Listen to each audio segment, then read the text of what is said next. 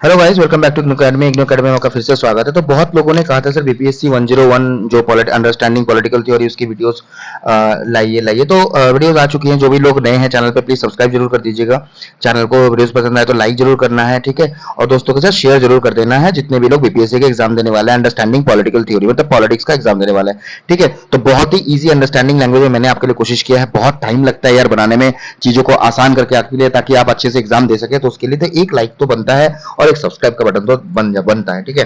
तो बने रहिए हमारे साथ में और खूब सारा प्यार दीजिए। कौन कौन से सब्जेक्ट में आपको वीडियोस चाहिए कमेंट में जरूर बताना है, ठीक है। तो जो लोग वेट कर रहे थे उनका वेट खत्म है।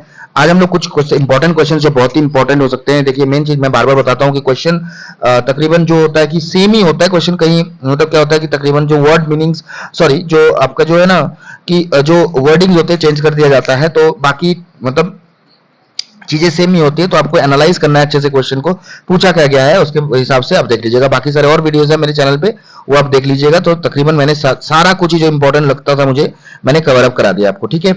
Distinguish between procedural and substantive democracy. तो ये प्रोसीड्यूरल डेमोक्रेसी और सब्सटेंटेटिव डेमोक्रेसी क्या है, ठीक है, इसका डिफरेंस बिटवीन पूछा गया है। तो इस क्वेश्चन को अलग अलग भी आ सकता है शॉर्ट नोट्स के तरीके पे, तो देख लीजिए। Democracy is generally understood in two ways, procedural democracy and substantive democracy. Both support the rule of the people but they differ in their main focus. दोनों ही सपोर्ट करते हैं rule of the people but they differ in their main focus. तो main focus से अलग अलग है, focus से अलग अलग है। देखिए मेन चीज मैं आपको इंग्लिश में ही समझाऊंगा चीजें को, ठीक है, इंग्लिश में ही बताऊंगा। और जहां पे जरूरत होगा मैं वहां पे बाइलिंगुअल बताऊंगा, ठीक है, क्योंकि चीजें बहुत ही आसान तरीके से मैंने इजी अंडरस्टैंडिंग लैंग्वेज में मैंने आपके लिए तैयार किया है। तो ताकि सब कोई को समझ में आए, है ना। जो नए हैं अभी कभी जानते भी नहीं पॉलिटिकल के बारे में तो उनको भी समझ में आ जाएगा। Procedural democracy emphasises the process through which governments are formed and political decisions are made. It considers democracy successful when there are free and fair elections, universal adult franchise, political competition, majority rule, the rule of law, and regular opportunities for citizens to choose their representatives. तो basically क्या, procedural democracy emphasize the process through which governments are formed. तो political procedural democracy उस चीज को बोलते हैं, उस process को बोलते हैं जिसके थ्रू से गवर्नमेंट को चूज किया जाता है और and political decisions are made, जिसके वजह से पॉलिटिकल डिसीजन या फिर जो प्रोसेस है पॉलिटिकल डिसीजन बनाया जाता है। तो उसमें क्या क्या आएंगे मैंने बता दिया आपको। It mainly focuses on democratic procedures rather than on the social or economic outcomes of the government policies. Substantive democracy क्या है उस सेंस में? Substantive democracy on the other hand goes beyond electoral procedures. It argues that democracy should also ensure justice, equality, freedom, dignity, and the attention of human rights. Citizens should not only have the right to vote but also enjoy equal access to education, healthcare, employment opportunities for development. It believes that democracy becomes meaningful only when people can actually exercise their rights and participate equally in public life. ठीक है, तो equally in public life, तभी उसको सब्सटेंटेटिव democracy कहा जाएगा। तो hope आपको समझ में आ रहा होगा क्योंकि बहुत ही आसान तरीके से मैंने आपको बताने की कोशिश की है। The two forms also differ in their understanding of equality. Procedural democracy stresses political equality while substantive democracy includes social and economic equality along with political rights. तो सिर्फ पॉलिटिकल डेमोक्रेसी क्या है, मतलब प्रोसीड्यूरल डेमोक्रेसी से political equality को ही stress करते हैं, उसके ऊपर ही जान डालते हैं या फिर उसी चीज को दर्शाते हैं। सब्सटेंटिव डेमोक्रेसी सिर्फ पॉलिटिकल इकोनॉमिक नहीं, सिर्फ इसमें सोशल और इकोनॉमिक इक्वालिटी भी उस पर प्रभाव डालती है। Procedural democracy measures success through democratic institutions and elections, whereas substantive democracy evaluates whether democratic governance improves the lives of the citizens. Citizens का लाइफ ठीक ठाक से चल रहा है कि नहीं, वो सब्सटेंटिव गवर्नमेंट डेमोक्रेसी बताती है। पर जो पॉलिटिकल हाँ, जो आपका प्रोसीड्यूरल डेमोक्रेसी है, प्रोसीड्यूरल डेमोक्रेसी में क्या होता है, सिर्फ और सिर्फ हम डेमोक्रेटिक गवर्नेंस में या फिर इलेक्शंस में फोकस डालते हैं, ठीक है, ये बताया गया है। Both forms are important for a healthy democratic system. Fair elections provide legitimacy to the government, while justice, equality, and the protection of rights ensure that democracy benefits all sections of the society. तो दोनों ही जरूरत है, procedural democracy भी जरूरत है क्योंकि election कराना हमारे दुनिया में, मतलब हमारे दुनिया में क्या, हमारे स्टेट में कंट्री में जरूरी है, जिसके कारण से government fair elections provide legitimacy to government. तो फेयर इलेक्शन की वजह से गवर्नमेंट में सही स्वच्छता रहती है, ठीक है, जिसके और वाइल जस्टिस इक्वालिटी और प्रोटेक्शन ऑफ राइट्स, ये क्या इंश्योर करती है कि डेमोक्रेसी जो है हर एक सेक्शन ऑफ द सोसाइटी को बेनिफिट करवा रही है या फिर कर रही है। इस क्वेश्चन को आप और थोड़ा के बढ़ा चढ़ा कर लिख सकते हैं डेमोक्रेसी के बारे में, ये क्या क्या बेनिफिट्स है, डिसएडवांटेजेस है, एडवांटेजेस है, उसमें जोड़ लीजिएगा पॉइंट में, तो आपको और समझ में आएगा चीजें। ठीक है, तो होप आपको समझ में आ गया होगा। Explain Brooks and Oakeshott's views on conservatism. Conservatism के बारे में मैंने पहले वीडियो में, अपने वीडियो में भी बताया, शायद शॉर्ट नोट्स में होगा फिर क्वेश्चन में होगा, जहां पर चेक कर लीजिएगा।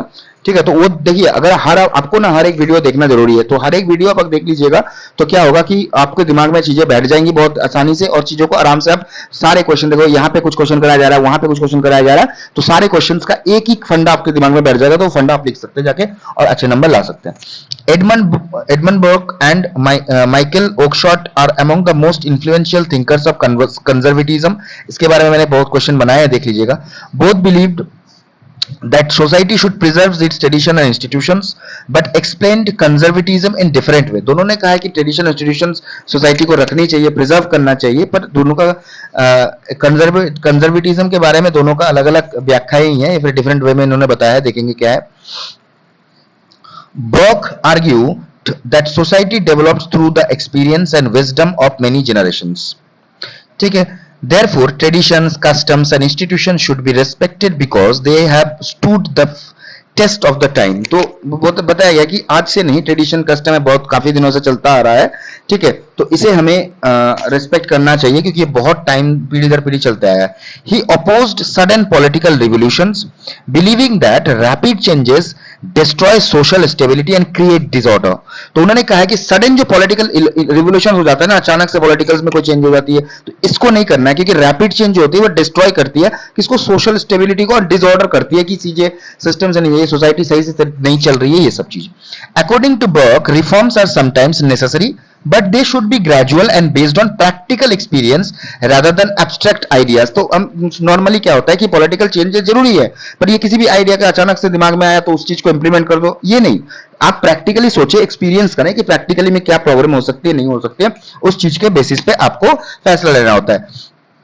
He described society as a partnership between the past, present and future generation. तो उसने बोला कि सोसाइटी जो है एक पार्टनरशिप है, मतलब सोसाइटी को हमें मेंटेन करके रखना चाहिए, जैसे सोसाइटी पास्ट में थी उसके साथ में प्रेजेंट का भी रिलेशन होना चाहिए, उसके साथ में फ्यूचर का भी रिलेशन होना चाहिए। ऐसा नहीं कि सोसाइटी पास्ट में थी, अभी सोसाइटी का कोई कनेक्शन ही नहीं है प्रेजेंट के साथ में, ना फ्यूचर के साथ में होगा, तो ऐसा नहीं है। ठीक है, अब देखेंगे ओकशॉट्स। ठीक है, देखिए चीजों को बहुत आसानी से समझना है, ये क्वेश्चंस को आपको मैंने बताया, क्वेश्चन को एनालिसिस करना आना चाहिए। अगर पॉइंट्स क्वेश्चन दिमाग में आते हैं, क्वेश्चंस के वर्डिंग्स एग्जामिनर जो है चेंज कर देते हैं, पर कॉन्सेप्ट आपके दिमाग में अच्छे से बैठ जाना चाहिए। जो इससे मैंने वीडियो अपलोड किया है, तो उसमें जाके चेक कर सकते हैं प्लेलिस्ट में जाके। तो जो भी चैनल मैंने, प्लीज चैनल को सब्सक्राइब जरूर कर दीजिएगा, दोस्तों के साथ शेयर कीजिए, वीडियो पसंद आए तो लाइक कीजिए। Oakeshott viewed conservatism more as practical attitude than a fixed political ideology. तो ओकशॉट जो थे कंजर्वेटिज्म को ज्यादातर प्रैक्टिकल हिसाब से देखते थे, प्रैक्टिकल एटीट्यूड में देखते थे, ना कि पॉलिटिकल आइडियोलॉजी, जो फिक्स्ड पॉलिटिकल आइडियोलॉजी है कंजर्वेटिज्म की, उस हिसाब से। उनका सोच क्या था, ही believe that people generally prefer familiar institution because they provide security and stability. तो पीपल जो है ज्यादातर फैमिलियर इंस्टीट्यूशन पसंद करते हैं क्योंकि वो सिक्योरिटी एंड स्टेबिलिटी देता है, same to same. According to him, government should avoid large scale social engineering or attempts to redesign society according to theoretical plans. Political decisions should be based on experience, tradition and practical judgment instead of ideological programs। जो आप ideology के हिसाब से programme बनाते हैं कि चलो मान के चलो इसकी आइडियोलॉजी इस हिसाब से बना लेते हैं कि चलो सिस्टम ऐसे चलना चाहिए, तो ऐसा नहीं। आप प्रैक्टिकली देखिए, डिसीजन उस हिसाब से लीजिए कि प्रैक्टिकली आपको क्या दिख रहा है, चीजें कैसी हैं, उस हिसाब से आपको डिसीजन लेना है। ठीक है ना। Both thinkers valued authority, continuity, and respect for established institutions. However, Brooke focused more on historical continuity of society and gradual reform, while Oakeshott emphasized practical wisdom and skepticism towards ambitious political schemes. Their ideas continue to influence modern conservative thought by supporting stability, gradual change and respect for long established social institution। तो social institution of course जरूरी है, पर उसमें क्या है कि stability होनी चाहिए, ग्रेजुअल चेंज होना चाहिए, अचानक से नहीं होना चाहिए। ठीक है, और रेस्पेक्ट उन्होंने किया कि लॉन्ग एस्टैब्लिश सोशल इंस्टीट्यूशन जो है उसको रेस्पेक्ट करना है, उसको ही लेके चलना है हमें, पर चेंज अगर उसमें लाना है तो लाओ भाई, पर इतनी जल्दबाजी नहीं, कोई अचानक से रेवोल्यूशन कर दिया, चेंज ला दिया, नहीं, ऐसा नहीं, आराम आराम से करना है। ठीक है ना। होप आपको समझ में आ गया होगा। चलते हैं अगले पार्ट के अगले वीडियो में। Trace the development of the concept of citizenship. Citizenship का कॉन्सेप्ट क्या है? The concept of citizenship has change significantly through out history. तो सिटीजनशिप का जो कॉन्सेप्ट है वो पीढ़ी दर पीढ़ी चेंज होते आई है, या फिर हाँ चेंज ही होती आई है। It has expanded from a limited privilege enjoyed by few people to a broader idea that includes rights, duties, equality and participation in public life. तो देखो ये पहले क्या था, एक नॉर्मल सा लिमिटेड प्रिविलेज था कि हाँ चलो सिटीजन है, हो गया, भारत के लोग हैं। पहले जो लोग थे, या फिर बिफोर द इंडिपेंडेंस भी कह सकते हैं, या ड्यूरिंग द इंडिपेंडेंस भी कह सकते हैं, pre colonial post colonial period में, कि नॉर्मली जो चीजें हैं वो आसान था, या फिर privilege enjoy, limited privilege enjoy करते थे, मतलब लिमिटेड चीजें एंजॉय करते थे। तो धीरे धीरे ये चीज कॉन्सेप्ट ब्रॉड होता गया, बढ़ता गया, इसमें राइट्स इंक्लूड हुई, ड्यूटीज इंक्लूड हुई, इक्वालिटी आई, पार्टिसिपेशन आया, वोटिंग राइट्स वगैरह वगैरह। In ancient Greek, citizenship was closely linked to active participation in political affairs. Only free adult men were considered citizens and had the right to take part in decision making. Women, slaves and foreigners were excluded from citizenship. तो early ancient Greeks में क्या था, citizenship जो थी वो linked था क्या, active participation. Political affairs में आप पार्टिसिपेट्स वही लोग करेंगे, अगर आप सिटीजन कैसे माने जाएंगे, जबकि आपकी पार्टिसिपेशन डेमोक्रेसी में, या फिर पार्टिसिपेशन जो पॉलिटिकल अफेयर्स में वोटिंग हो रहा है, कहीं पे मीटिंग हो रही है, तो उसमें आप जो लोग पार्टिसिपेट करते हैं वही सिटीजन कहलाएंगे। वुमेन नहीं जा पाते थे, या फिर स्लेव नहीं जा पाते थे, फॉरेनर्स नहीं जा पाते थे, तो उनको सिटीजनशिप या फिर उनको सिटीजन नहीं माना जाता था। ठीक है, चीजें समझ में आ रही होंगी, बहुत आसानी तरीके से मैंने बताने की कोशिश की है। तो अगर एक बार आप वीडियो देख लोगे तो आपको और कुछ पढ़ने की जरूरत नहीं, आसानी से आप कोई भी क्वेश्चन को आराम से लगा सकते हैं। ड्यूरिंग द रोमन पीरियड में क्या था, citizenship become more closely associated with legal status. Roman citizens enjoyed legal protection, property rights, and certain political privileges. Over time, citizenship was extended to a larger population within the Roman Empire. In the modern period, the ideas of liberty, equality, and popular sovereignty transformed the meaning of citizenship. Democratic revolutions emphasized equal political rights, representation, and participation in the government. Citizenship gradually became linked with nationality and constitutional rights. In the 20th century, the concept expanded further through the recognition of civil, political, and social rights. Civil rights include equality before the law, freedom of expression. Political rights including voting and contesting elections. Social rights include access to education, healthcare, and social security. देखो कितना change हुआ है, पहले ऐसा था, Athens की बात हुई है, उसके बाद धीरे धीरे चीजें चेंज हुई है। अभी आप देख ही सकते हो बहुत सारी चीजें, अभी तो सिटीजनशिप के लिए बहुत सारी चीजें, सीए निकल गया, एनआरसी निकल गया, फलाना फलाना। तो धीरे धीरे चेंज होती आई है, क्योंकि अगर कोई भी लिमिटेड जगह पे बहुत सारे लोग आ जाते हैं कहीं बाहर से, तो सिटीजनशिप तो लाना या फिर करना तो जरूरी है। ठीक है, तो ये चीजें कॉन्सेप्ट है। तो आप देख सकते हैं कितने आसान तरीके से मैंने आपको समझाने की कोशिश की है। तो इसके लिए एक लाइक तो बनता है, लाइक कर दीजिए, वीडियो पसंद आए तो शेयर कर दीजिए दोस्तों के साथ, जो लोग बीपीएससी का एग्जाम दे रहे हैं, अंडरस्टैंडिंग पॉलिटिकल थ्योरी, और सब्सक्राइब जरूर करना है चैनल को। ठीक है, चलिए बढ़ते हैं आगे। Today, citizenship is understood as a combination of rights and responsibilities. तो आज जो citizenship है वो rights and responsibilities का एक combination है। citizenship वो नहीं होता कि सिर्फ rights ही enjoy करेंगे, उसमें कोई responsibility नहीं होगी, ऐसा नहीं है। Citizens are expected to obey the law, pay taxes, respect the rights of the others, and participate in democratic processes, votings, meetings, जितने भी है। Modern citizenship also promotes equality, inclusion, and active participation in building a democratic and just society. तो मतलब modern citizenship क्या होता है कि इसमें इक्वालिटी भी होनी चाहिए। मॉडर्न सिटीजनशिप तभी कह सकते हैं हम जब मॉडर्न सिटीजनशिप किन चीजों को प्रमोट करेगा या फिर किन चीजों को लेकर चलेगा। इक्वालिटी होगी, उसमें इंक्लूशन होगा, पार्टिसिपेशन होगा इन building a democratic and just society, ताकि हम एक अच्छा सोसाइटी जो डेमोक्रेटिक मतलब होना चाहिए, मतलब तरीके से लॉ एंड ऑर्डर मेंटेन करना चाहिए, वैसा सोसाइटी होनी चाहिए, है ना। चलिए question number 4, enumerate and describe the factors impacting political participation. Political participation refers to the involvement of citizens in political activities such as voting, campaigning, attending public meetings, joining political parties or expressing opinions or public issues. तो political participation मतलब क्या होता है कि basically कि जो मतलब campaigning होना चाहिए, मतलब जो लोग डायरेक्टली पार्टिसिपेट करते हैं, सिटीजन जो है जो पॉलिटिकल एक्टिविटीज में इन्वॉल्व हो रहे हैं डायरेक्टली, जैसे कैंपेनिंग हो गया, वोटिंग हो गया, पब्लिक मीटिंग अटेंड करना, joining political parties, expressing opinions और public issues, several factors influence the level of political participation. तो ऐसे बहुत सारे फैक्टर्स हैं जो पॉलिटिकल पार्टिसिपेशन में इन्वॉल्व आते हैं या फिर आते हैं। Education is one of the most important factors. Educated citizens generally have greater political awareness, understand political issues better and participate more actively in democratic process।